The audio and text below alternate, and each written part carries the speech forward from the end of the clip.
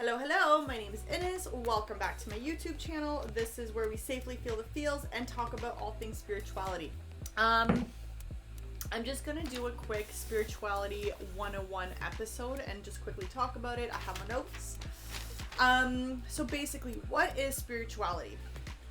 I talked about this a lot in the duality episode, but when you start getting into spirituality, what are you getting yourself into? So, number one, be comfortable in isolation and your own independence, and play the discovery of self. So basically, when you first start getting into spirituality, it is very much about your own self journey. It is very much about your own spiritual self. Like if you think about all of your energy, all of your emotions, your mental thoughts, all of your knowledge from past lives, your knowledge from your soul self. What is your soul self? These are questions that you want to ask. Your emotions are certain things you're going to want to process and feel, and duality, shadow work is a big part of it. Your self-love, self-care. A lot of the times, one of the reasons why a lot of people going through their spiritual journey, one of the reasons they go into hermit mode is the energy. Basically, the energies tend to get very intense, and when you start learning about your own energy, you can't necessarily have other energies influencing you. So a lot of the times we tend to, as spiritual people, especially if we're doing any sort of like energy work for the collective or for this ascension process, we want to be in our own energies and not be influenced by other energies. And then it's not just energy work, as you work on your own energetic body, you just don't want to be influenced by other people or other people's energies, or kind of take on their energies. When you start working on your own spirituality as well, your energy tends to get heightened, and then there's the whole, which means that certain things that used to not trigger you as much before all of a sudden trigger you a lot now. It also means that you're more sensitive empathically, so emotionally. So if you're getting any of your psychic abilities, or you're working on any of your psychic abilities, like any of the clairs, being around other people, other energies is going to trigger it. And a lot of the times this keeps us from just being like a normal person, and we kind of go into this energetic mode, working mode, and then we want to kind of isolate ourselves from that. If you are somebody who is not just an introvert, but if you like being on your own and you find being around other people very hard on your energy, very stressful, isolate. Just go into your own little mode. If you're good at being alone, well, there's probably some people that are too good at being alone, but being good at being alone means that you're very comfortable in your energy. If you do not like being alone, start there. Why? Why do you not like being alone? And analyze it, because you're going to find a lot of information in regards to why you can't be alone. And as we celebrate February, self-love and self-care, we're going to talk a lot more about being by ourselves and loving ourselves and loving being by ourselves.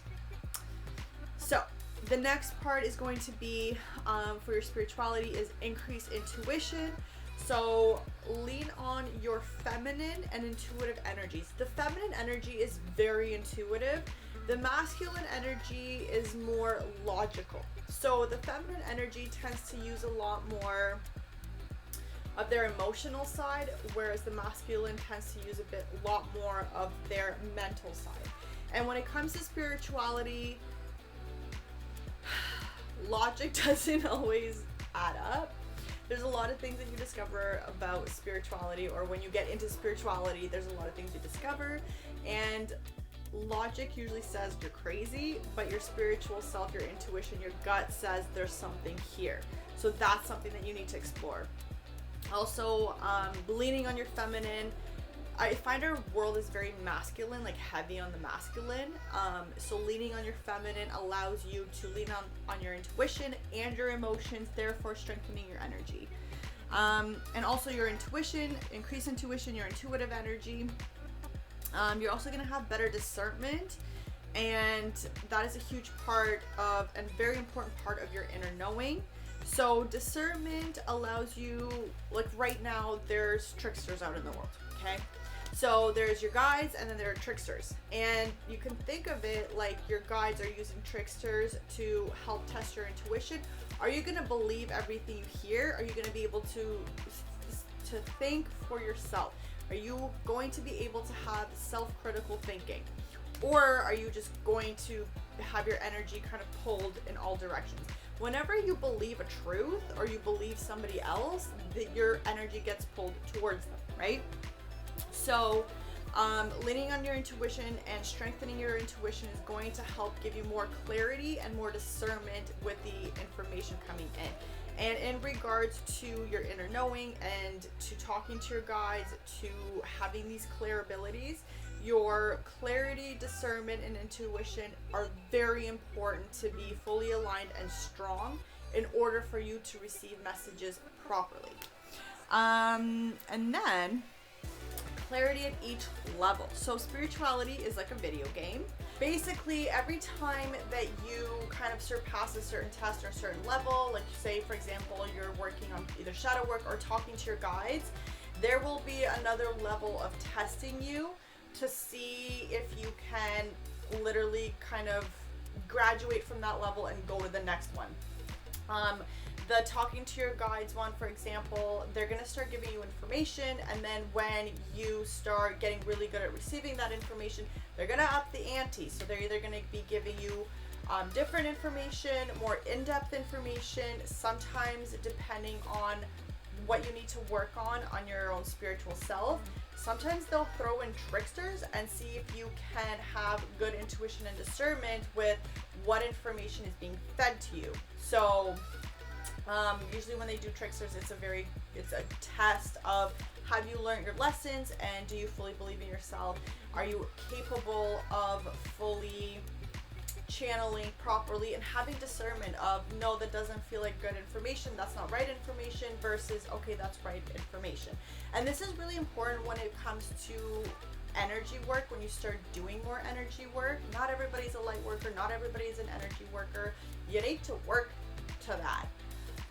Transmuting energy as well allows you to bring in your manifestations faster and to literally manipulate energy, allowing you to manifest even more. And duality and shadow work is one of the ways that you learn to control and manipulate that energy. Emotions is energy in motion, and your emotions and your control of emotions is literally how you work with energy. The faster you're capable of fully transmuting your emotions, the faster you are at actually bringing energy in. So when you manifest something and you're able to do the emotional process of bringing that manifestation in, the faster you are, or the better you are at it, the faster that manifestation will come in. Again, it's all connected. Everything's always connected. It's all a big web. And then you kind of go into your sacred femme. So I'm talking from a feminine point of view.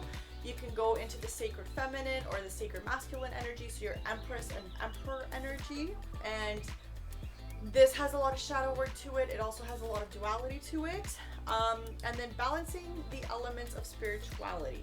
So living in harmony with all of the things you've learned spiritually. It's quite literally kind of putting you in that enlightened monk mood, where you are at peace with everything about yourself. All of your good, all of your bad. You are fully capable of being in your authentic self. You're fully capable of being your authentic self with and to other people.